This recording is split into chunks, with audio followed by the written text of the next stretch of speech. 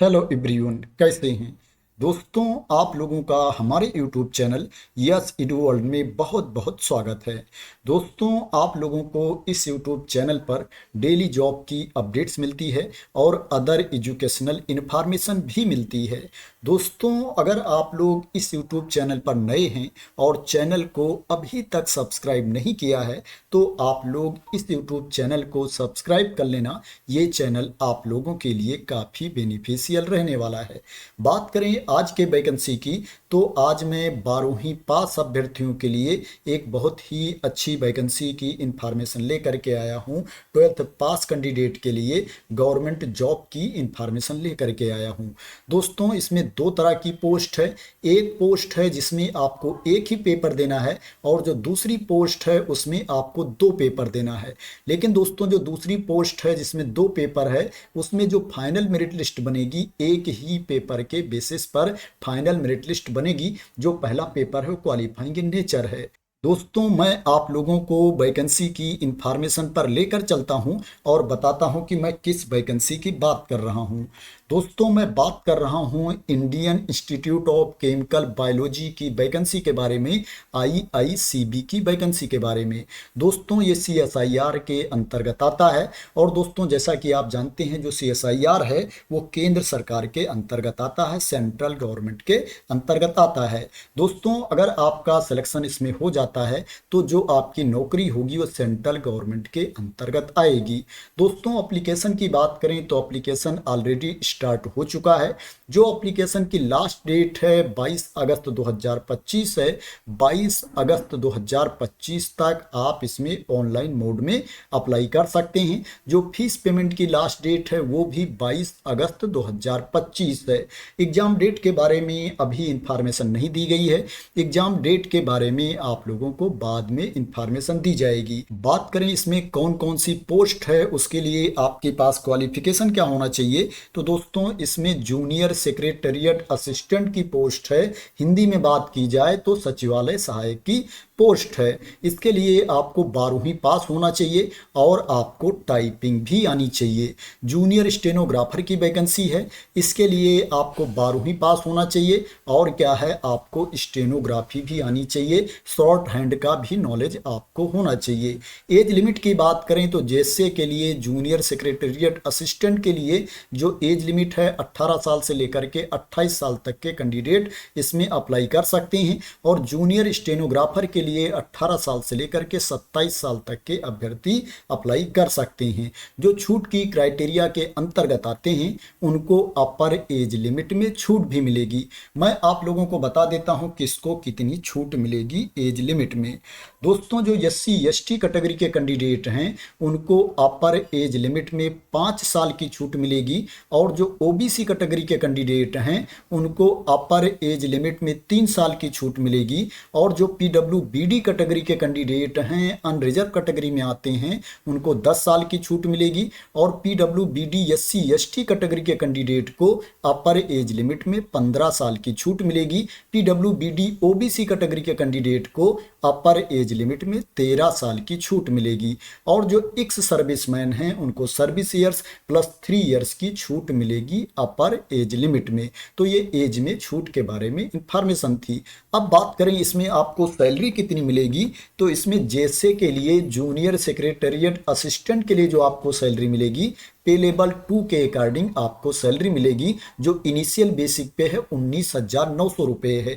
अगर लगभग सैलरी की बात की जाए तो 39,000 रुपये प्रति माह तक आपको सैलरी मिलेगी। 39,000 रुपीज पर मंथ तक आपको सैलरी मिलेगी। सैलरी थोड़ा बहुत कम ज़्यादा भी हो सकती है।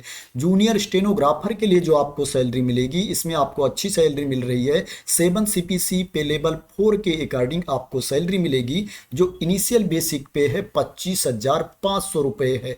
25,500 रुपीज इनिशियल बेसिक पे है। इसमें अदर अलाउंसेस भी जुड़ेंगे, अदर भत्ते भी जुड़ेंगे, तो जो लगभग आपको सैलरी मिलेगी 52,000 रुपीज पर मंथ तक आपको सैलरी मिलेगी। 52,000 रुपये पर मंथ तक आपको सैलरी इसमें मिलेगी। थोड़ा बहुत सैलरी कम ज़्यादा भी हो सकती है। अब बात करें दोस्तों इसमें आपका सिलेक्शन कैसे होगा, सिलेक्शन का प्रोसेस क्या है। दोस्तों, सिलेक्शन प्रोसेस की बात करें तो इसमें रिटन टेस्ट होगा और स्किल टेस्ट होगा। जो जीएसए की पोस्ट है, जूनियर सेक्रेटेरिएट असिस्टेंट की पोस्ट है, उसके लिए रिटन टेस्ट होगा और आपका टाइपिंग टेस्ट होगा। और जो स्टेनोग्राफर की पोस्ट है उसके लिए क्या है, आपका रिटन टेस्ट होगा और स्टेनोग्राफी का टेस्ट होगा, शॉर्ट हैंड का टेस्ट होगा। दोस्तों इसमें जो स्किल टेस्ट होगा वो क्वालिफाइंग इन नेचर है, उसको आपको ओनली पास करना पड़ेगा। उसका जो अंक है, मार्क्स है, वो क्या है, फाइनल मेरिट में नहीं जोड़ा जाएगा। अब दोस्तों बात करते हैं इसमें कहां कहां से प्रश्न पूछे जाएंगे, कितने प्रश्न पूछे जाएंगे, स्कीम ऑफ एग्जामिनेशन क्या है, एग्जाम पैटर्न क्या है। दोस्तों स्कीम ऑफ एग्जामिनेशन की बात करें तो इसमें जो जूनियर स्टेनोग्राफर की पोस्ट है दोस्तों, उसके लिए आपका ओनली एक पेपर होगा, सिंगल एग्जाम होगा। दोस्तों इसमें टोटल आपसे 200 क्वेश्चंस पूछे जाएंगे, 200 प्रश्न पूछे जाएंगे और क्या है, उसके लिए आपको 2 घंटे का टाइम दिया जाएगा। जो आपसे प्रश्न पूछे जाएंगे, मल्टीपल चॉइस क्वेश्चंस आपसे पूछे जाएंगे, बहुविकल्पीय प्रश्न आपसे पूछे जाएंगे। आपका जो एग्जाम है ओमार बेस्ड भी हो सकता है और कंप्यूटर बेस्ड टेस्ट भी हो सकता है। ओमार के बेसिस पर भी आपकी परीक्षा ली जा सकती है और सीबीटी मोड में भी आपका एग्जाम हो सकता है। इसमें जो पेपर होगा उसमें 3 सेक्शन होंगे, 3 सेक्शन होंगे। जो पहला सेक्शन होगा वो जनरल इंटेलिजेंस एंड रीजनिंग का होगा। इसमें टोटल आपसे 50 क्वेश्चंस पूछे जाएंगे, उसके लिए आपको 50 मार्क्स मिलेगा। जो दूसरा सेक्शन होगा वो जनरल अवेयरनेस का होगा। इसमें टोटल आपसे 50 क्वेश्चंस पूछे जाएंगे, उसके लिए आपको 50 मार्क्स मिलेंगे।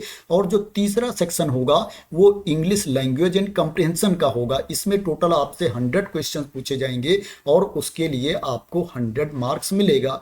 टोटल आपसे इस पेपर में जो प्रश्न पूछे जाएंगे, 200 प्रश्न पूछे जाएंगे, उसके लिए आपको 200 अंक मिलेगा। जो एक प्रश्न होगा वो 1 अंक का होगा। इसमें निगेटिव मार्किंग भी होगी। अगर आप किसी प्रश्न का गलत उत्तर देते हो तो एक गलत उत्तर के लिए आपके 0.25 मार्क्स काट लिए जाएंगे, 0.25 अंक आपके काट लिए जाएंगे अगर आप किसी प्रश्न का गलत उत्तर देते हो। तो दोस्तों ये जूनियर स्टेनोग्राफर के एग्जाम के बारे में इंफॉर्मेशन थी, एग्जाम पैटर्न के बारे में इंफॉर्मेशन थी। अब बात करते हैं जेएसए के एग्जाम के बारे में, जूनियर सेक्रेटेरिएट असिस्टेंट के एग्जाम के बारे में। दोस्तों इसमें 2 पेपर होगा, पेपर 1 एंड पेपर 2। जो पेपर 1 होगा दोस्तों क्वालिफाइंग इन नेचर है, इसको आपको पास करना पड़ेगा। इसका जो मार्क्स है, जो अंक है, वो फाइनल मेरिट में नहीं जोड़ा जाएगा। जो फाइनल मेरिट लिस्ट तैयार की जाएगी, पेपर 2 में जो आपको अंक मिलेंगे, मार्क्स मिलेंगे, उसी के बेसिस पर फाइनल मेरिट लिस्ट तैयार की जाएगी और कैंडिडेट का सिलेक्शन किया जाएगा। इसमें आपसे मल्टीपल चॉइस क्वेश्चंस पूछे जाएंगे, बहुविकल्पीय प्रश्न आपसे पूछे जाएंगे।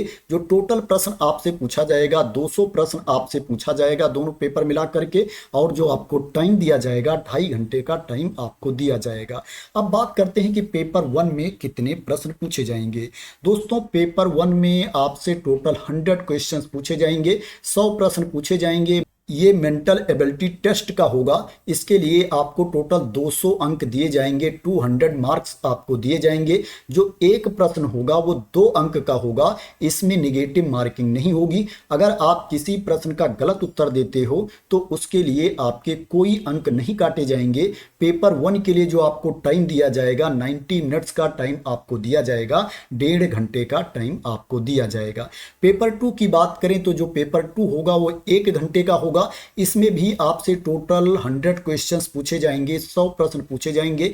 इसमें जनरल अवेयरनेस से 50 क्वेश्चंस पूछे जाएंगे, उसके लिए आपको 150 मार्क्स मिलेगा। और इंग्लिश लैंग्वेज से भी 50 क्वेश्चंस पूछे जाएंगे, उसके लिए आपको 150 मार्क्स मिलेगा। जो एक प्रश्न होगा आपका वो 3 अंक का होगा, 1 क्वेश्चन 3 मार्क्स का होगा। इसमें निगेटिव मार्किंग भी होगी। अगर आप किसी प्रश्न का गलत उत्तर देते हो तो एक गलत उत्तर के लिए आपके 1 अंक काट लिए जाएंगे, 1 रॉन्ग आंसर के लिए आपके 1 मार्क डिडक्ट कर लिए जाएंगे। दोस्तों इसमें जो टाइपिंग टेस्ट होगा वो क्वालिफाइंग इन नेचर है, उसको आपको पास करना पड़ेगा। उसका जो अंक है, उसका जो मार्क्स है, वो फाइनल मेरिट में नहीं जोड़ा जाएगा। जो ये आपका पेपर 2 होगा, इसी के बेसिस पर फाइनल मेरिट लिस्ट तैयार की जाएगी। दोस्तों इसमें जो टाइपिंग टेस्ट होगा उसमें जो आपकी स्पीड होनी चाहिए, इंग्लिश में जो आपकी स्पीड होनी चाहिए 35 वर्ड्स पर मिनट आपकी इंग्लिश में स्पीड होनी चाहिए और हिंदी में 30 वर्ड्स पर मिनट आपकी टाइपिंग स्पीड होनी चाहिए। तो दोस्तों ये स्कीम ऑफ एग्जामिनेशन के बारे में, एग्जाम पैटर्न के बारे में इंफॉर्मेशन थी जेएसए के। अब दोस्तों बात करें इसमें आपको फीस कितनी पे करनी है, तो दोस्तों इसमें जो अनरिजर्व कैटेगरी के कैंडिडेट हैं, ओबीसी एनसीएल कैटेगरी के कैंडिडेट हैं, ईडब्ल्यूएस कैटेगरी के कैंडिडेट हैं, उनको 500 रुपीज फीस पे करना है, 500 रुपये फीस पे करना है। और जो महिला अभ्यर्थी हैं, एससी कैटेगरी के कैंडिडेट हैं, एसटी कैटेगरी के कैंडिडेट हैं, पीडब्ल्यूबीडी कैटेगरी के कैंडिडेट हैं, एक्स सर्विसमैन हैं, उनको कोई फीस नहीं पे करनी है, वो फ्री ऑफ कास्ट इसमें अप्लाई कर सकते हैं। अब दोस्तों बात करें इसमें आपको अप्लाई कैसे करना है, कहाँ पर जा करके अप्लाई करना है, तो दोस्तों जो नोटिफिकेशन वाली पीडीएफ है जिसमें वैकेंसी के बारे में इंफॉर्मेशन दी गई है और जो अप्लाई करने का लिंक है दोस्तों, उसको क्या है मैं अपने टेलीग्राम चैनल पर डाल दूंगा दोस्तों, वहां से आप नोटिफिकेशन वाली पीडीएफ को डाउनलोड कर सकते हैं और वैकेंसी की जो इंपॉर्टेंट इंफॉर्मेशन है उसको देख सकते हैं। और दोस्तों जो अप्लाई वाला लिंक है उसको ओपन करके उस पर जा करके आप रजिस्ट्रेशन कर सकते हैं और अप्लाई कर सकते हैं। दोस्तों मैं आप लोगों को दिखा देता हूं कौन सा लिंक है। दोस्तों ये वाला लिंक है, जब ये पेज आप ओपन कर लेंगे तो आप ऊपर देखेंगे यहाँ पर दिया गया है click here for new registration. इसके ऊपर क्लिक करके आपको अपना रजिस्ट्रेशन कंप्लीट कर लेना है। आप देख सकते हैं यहाँ पर ऑप्शन दिया गया है, जो जो डिटेल्स मांगी जा रही है फिल करके आपको नेक्स्ट एंड सेव पर क्लिक कर देना है। दोस्तों जब इस पर आप क्लिक कर देंगे तो अगला स्टेप आ जाएगा। जितने भी स्टेप हैं यहाँ पर आपको सावधानी पूर्वक कंप्लीट करना है और अपना रजिस्ट्रेशन कंप्लीट कर लेना है। जब आपका रजिस्ट्रेशन कंप्लीट हो जाएगा तो यहाँ पर आकर के आप लॉगिन कर सकते हैं और क्या है अपना एप्लीकेशन कंप्लीट कर सकते हैं। तो इस तरह से इस पेज पर आकर के आप ऑनलाइन अप्लाई कर सकते हैं। बात करें कि अगर आपका सिलेक्शन हो जाता है तो आपकी नौकरी कहां पर होगी, तो दोस्तों जो आपकी नौकरी होगी उसका लोकेशन है दोस्तों कोलकाता वेस्ट बंगाल में आपकी नौकरी होगी। ये जो इंस्टीट्यूट पड़ता है, ये जो संस्थान पड़ता है, ये कोलकाता वेस्ट बंगाल में पड़ता है। तो दोस्तों आशा करते हैं कि आपको इस वैकेंसी के बारे में क्लियरिटी मिल गई होगी और आप मेरे द्वारा दी गई इंफॉर्मेशन से सेटिस्फाई होंगे। दोस्तों अगर आपको इस वैकेंसी के बारे में क्लियरिटी मिल गई हो और इसी तरह की इंपॉर्टेंट अपडेट चाहते हैं, इंफॉर्मेशन चाहते हैं, वैकेंसी की न्यूज चाहते हैं, तो दोस्तों आप लोग मेरे चैनल को सब्सक्राइब कर लेना अगर अभी तक सब्सक्राइब ना किया हो, जैसा मैंने स्टार्टिंग में बोला है। और दोस्तों अगर आप लोगों को लगता है कि मैंने आप लोगों को क्लियर इंफॉर्मेशन दी है, सही इंफॉर्मेशन दी है, तो इस वीडियो को लाइक और शेयर भी कर देना। तो थैंक यू सो मच दोस्तों फॉर वॉचिंग।